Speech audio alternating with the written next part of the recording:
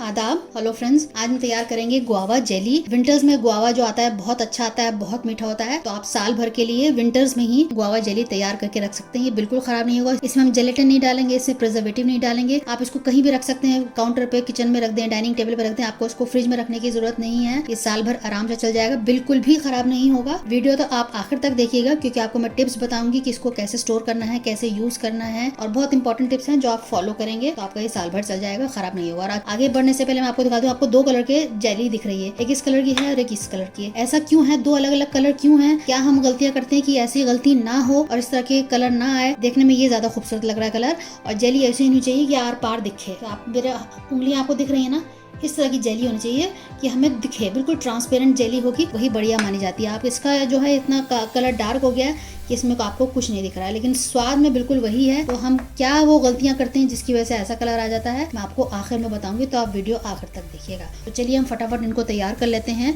No gelatin, no preservative की guava jelly के लिए जो हमने इंग्रेडिएंट्स लिए हैं, उसके लिए जाहिर है गुआवा चाहिए हमें। तो ये मैंने 2 kg गुआवा लिए हैं, जो थोड़े पीले होते हैं लेकिन अंदर से टाइट है, सड़े हुए नहीं होने चाहिए, जरा से भी कहीं से खराब नहीं चाहिए, दाग हैं। और ये मीठा अमरूद मैंने लिया है। आप मीठा अमरूद देख के थोड़ा सा खा लीजिएगा, तब उतना खरीद लीजिएगा। तो बहुत बढ़िया से मैंने अमरूद खरीदा। आप देखें सब कितने लाल हैं बाहर से, इस तरह के मैंने लिए हैं। एक से एक अच्छा अमरूद है। 2 किलो अमरूद को हम तैयार करेंगे। इनकी हम चॉपिंग कर लेंगे, रफली बिल्कुल चॉप करेंगे। कोई खास इसमें टेक्निक नहीं है, सिंपली कट करना है हमें। तो पहले हम इसके किनारे काट लेंगे।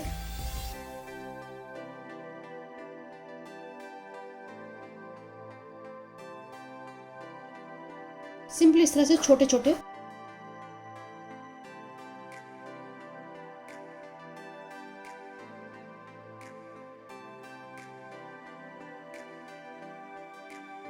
तो सिंपली इस तरह से हम सारे काट कर आपको दिखाते हैं। उसके बाद आगे बढ़ेंगे कैसे बनानी है जेली, क्या तरीका है। बहुत ही सिंपल आसान तरीके से मैं आपको बताऊंगी। और गांव में तो बहुत मशहूर है ये, गांव में जरूर ये तैयार होती है। हमारे गांव में, जहाँ से हम बिलोंग करते हैं, वहाँ पे जेली को साल भर के लिए पूरा तैयार किया जाता है। 50 किलो अमरूद से बनती है, कम से कम मिनिमम इतना बनती है, और सबको बटती भी है, और फिर साल भर के लिए घर में रखी जाती है। तो घर में तो शहरों में किस तरह से बनाई जाए, शहरों में बनाना बहुत आसान है जेली। तो चलिए मैं आपको कट करके दिखाती हूँ। सारी कटिंग हो चुकी है। मैंने एक बड़े से पतीले में इस तरह से रख लिया है, क्योंकि इसमें हम पानी डालेंगे तो थोड़ा बड़ा बर्तन लेना पड़ेगा। 2 किलो है तो इसमें हम 2 लीटर पानी डालेंगे।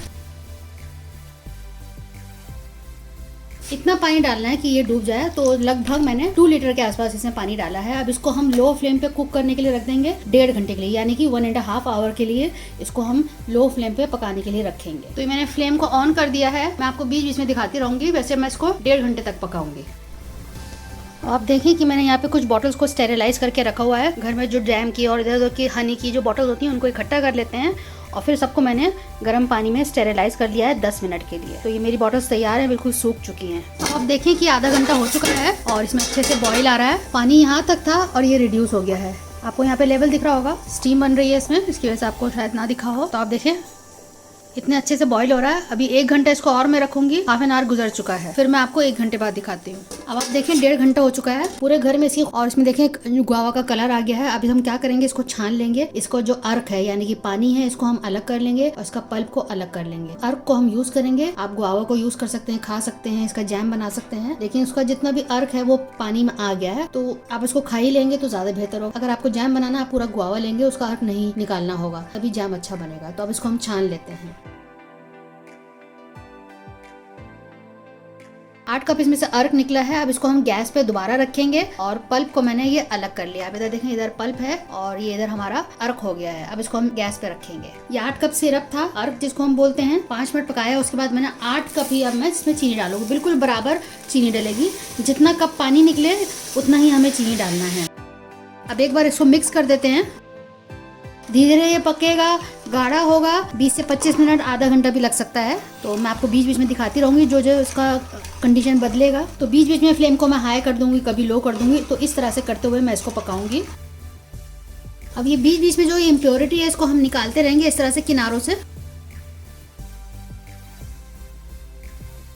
अब आप देखें कि आधा घंटा से 35 मिनट ये पका है। अब इसके अंदर झाग झाग से बन रहे हैं। अब ये लगभग तैयार है। अब देखिए मैं इस तरह से डाल रही हूँ।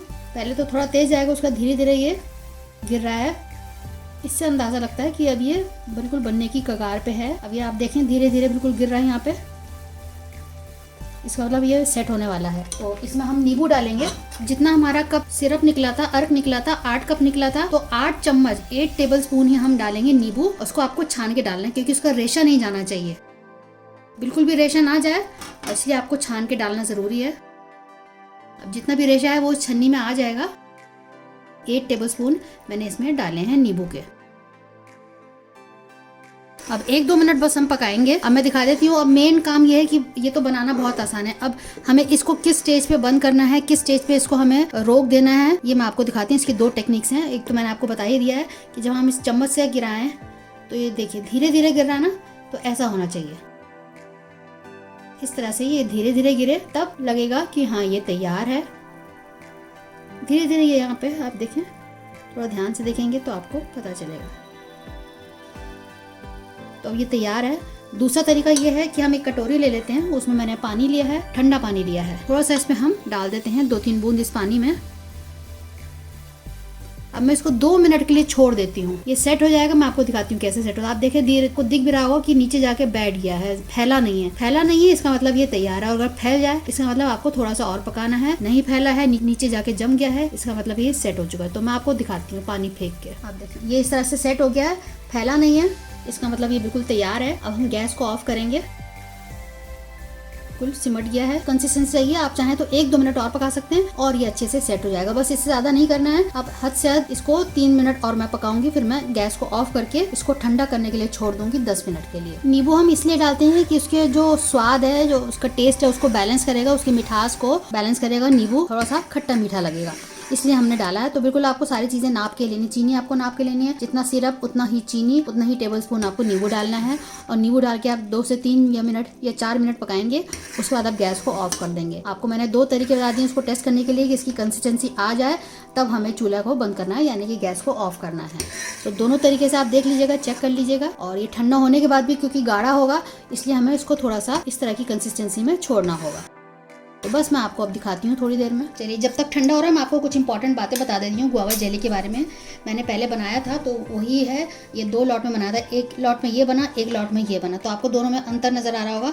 जब ये ज़्यादा पक जाता है तो इसका कलर इस तरह से हो जाता है, कलर सेट हो जाएगा। अगर आप वो झाग जो निकलता है, फ्रॉथ जो निकलता है शुगर का, वो नहीं निकालेंगे तो इस तरह से आ जाएगा। ऊपर से हल्के हल्के आपको झाग दिखेंगे। अब मैं आपको उसको निकाल के दिखाती हूँ। थोड़ा सा ये टाइट होगा, गाढ़ा है काफ़ी, अच्छा है। देखिए ये भी अच्छा है, इसमें टेस्ट में कोई फर्क नहीं है, बस कलर आपका हल्का सा इस तरह से हो जाएगा, डार्क हो जाएगा। जब आप कम पकाएंगे, जो जिस कंसिस्टेंसी मैंने आपको बताया कि आपको निकाल लेना है, उसके बाद इसका कलर ऐसा आएगा। ये देखिए जार में से मैंने इसको यूज़ किया हुआ है। अब ये थोड़ा सा इस तरह से देखिए स्प्रेडेबल है। आप इसको टोस्ट पे लगाएंगे, बहुत बढ़िया तरीके से स्प्रेड हो जाएगा। ये भी स्प्रेड हो जाएगा, बस कलर का थोड़ा सा डिफरेंस आ जाता है। ज़्यादा देर 5-7 मिनट आप और पकाएंगे तो ये इस तरह का कलर आ जाएगा। और आप राइट टाइम पे निकाल लेंगे तो इस तरह का आएगा और स्प्रेडेबल कंसिस्टेंसी रहेगी। आप इसको पराठा, रोटी, टोस्ट इसी की तरह आपको इसको ले सकते हैं। बच्चों के लिए बहुत खास है, ये बड़ों को भी बहुत पसंद आएगा। देखिए इसका कलर भी कितना परफेक्ट आया है। जैसे इस बॉटल का कलर है वैसे ही इसका कलर आया है। बिल्कुल इसको आपको ध्यान रख के आपको राइट टाइम पे निकालना है। ज़रा सी भी आपने देर करी तो ये थोड़ा सा रंग इसका काला पड़ जाएगा, जो कि अच्छा नहीं लगता। वैसे टेस्ट में कोई फर्क नहीं आएगा। तो अब हम ठंडा होने का इसका इंतजार करते हैं। 10 मिनट में करेंगे। अगर आप इसी में छोड़ देंगे देर तक, आधा घंटा या 1 घंटा, तो ये इसी में सेट हो जाएगा। फिर आप बॉटल में नहीं डाल पाएंगे। तो बस इसको हमको इतना ठंडा कर लेना है कि 10 मिनट में ये हो जाए, और क्योंकि सर्दी का मौसम है और जल्दी हो जाएगा। अभी हमने बॉटल्स ले ली हैं, इसमें हम डाल देते हैं। थोड़ा सा इस तरह से आसानी रहेगी। देखिए अभी 10 ही मिनट हुए हैं, हल्का ठंडा हो चुका है। अब मैं इसको डाल रही हूँ। इसमें ज़्यादा चला गया, इसको हम कम करेंगे।